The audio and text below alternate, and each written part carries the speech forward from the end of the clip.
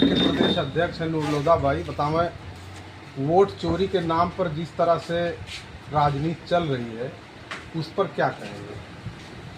देखिए, कहीं कहीं ये लोकतंत्र के लिए खतरा है और चुनाव आयोग जो है बीजेपी का कार्यकर्ता बनकर के काम कर रहा है। जिस तरीके का अभी उसने पीसी किया और पीसी करने के बाद ये सारे दावे एफिडेविट की जो बात कर रहे हैं कि हम राहुल गांधी से एफिडेविट मांग रहे हैं, तो एफिडेविट तो वोट जब आदमी देता है तब भी जमा होता है, उस एफिडेविट का क्या है? दूसरी चीज, जिस तरीके से अभी आपने बनारस में देखा कि एक बजे तक मोदी जी 6 राउंड हार रहे थे और उसके बाद सारा सिस्टम बंद कर दिया गया, तो ये कहीं ना कहीं एक संदेह के घेरे में है। और इस तरीके से ये आज से नहीं है, ये 2009 के बाद जब अमित शाह जी के बेटे जब वहाँ से ट्रेनिंग लेकर के आते हैं तो ईवीएम पे शक लोगों का बढ़ता जाता है और बार बार पूरा विपक्ष ये हमेशा कहता रहा कि भाई ईवीएम जो है संदेह के घेरे में है। हम कहते हैं कि जब यहाँ से चाँद पे जाती हुई वो तमाम चीजें कंट्रोल हो सकती हैं तो ईवीएम कंट्रोल क्यों नहीं? उसको अभी केजरीवाल जी ने विधानसभा में उसको प्रैक्टिकल करके दिखाया, सब कुछ साबित हो गया। और जिसने ईवीएम बनाया वहाँ ईवीएम से चुनाव नहीं होते हैं, तो कहीं न कहीं ये पूर्ण रूप से दाल में काला नहीं, पूरी दाल ही काली है।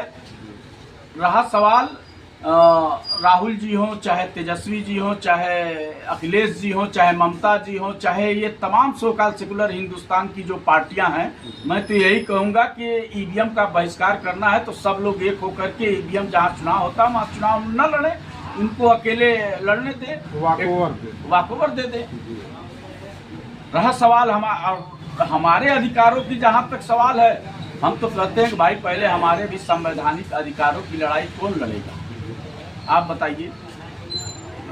हम ये इन सारे सोकाल सेकुलर पार्टियों से भी चाहते हैं, यानी सीधे सीधे इंडिया गठबंधन और एनडीए गठबंधन, इन दोनों में से कोई जो है हमारा पुरस्नेहाल नहीं है।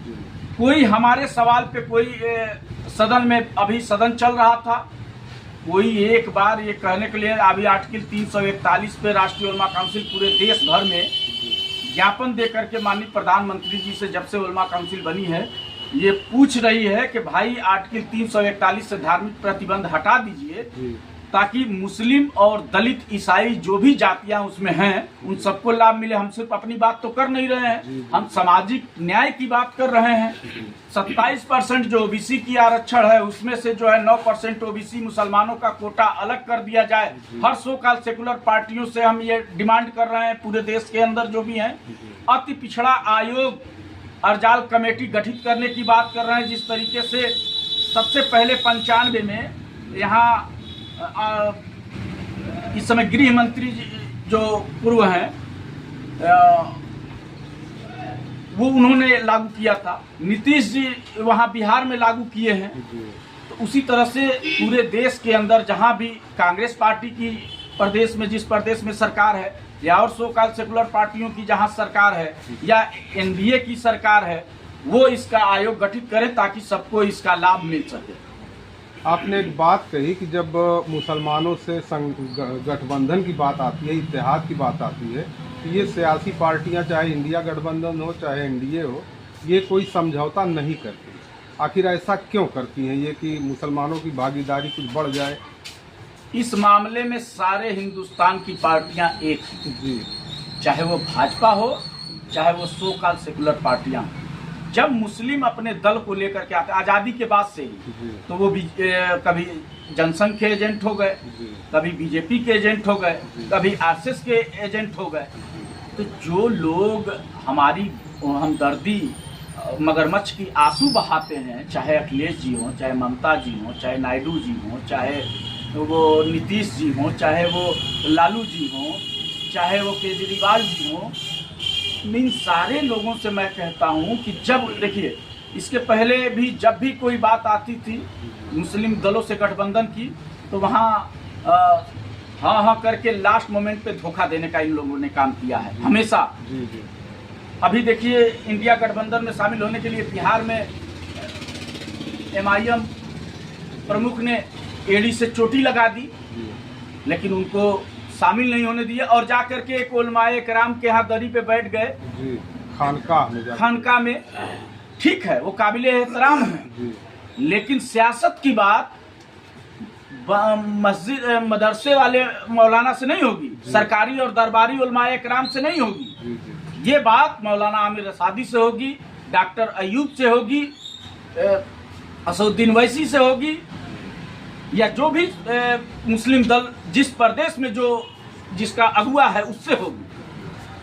और ये मुसलमान वोट की मशीन इन लोगों ने समझ रखा है, जी और यही कारण है कि मुसलमानों को अब तक जो है ठगते आ रहे हैं। आज़ादी के बाद जी, हमारे मसले मसाइल पे कोई खड़ा नहीं होता है। नहीं है। आज पूरे देश के अंदर जिस तरीके से जुल्म और ज्यादती का पहाड़ तोड़ा जा रहा है, अभी इसी जिले के अंदर भावपुर में जो तमाशा हुआ है, कोई बोलने को तैयार नहीं हुआ है। मुसलमानों के वोट नोट सपोर्ट के बदौलत 10 विधायक इस जिले में दिया है, 2 सांसद दिया है, कोई खड़ा हुआ? लेकिन जब भी खड़ा होगा तो हमारे पांव का कांटा हम ही से निकलेगा। हम जब तक अपना नेता, अपना झंडा, अपना डंडा लेकर के मैदान में नहीं आएंगे, जब तक हम सत्ता के मुख्य धारा से नहीं जुड़ेंगे, जब तक हम सिस्टम का हिस्सा नहीं बनेंगे, तब तक हमारा हक व अधिकार मिलने वाला नहीं है। ये बात हम मुसलमानों को समझाने के लिए, जहनसाजी करने के लिए गांव-गांव, नगर-नगर, डगर-डगर जा रहे हैं। चला, आपसे मुलाकात हुई, बहुत बहुत शुक्रिया आपका। हाजी साहब, कुछ आप अध्यक्ष नए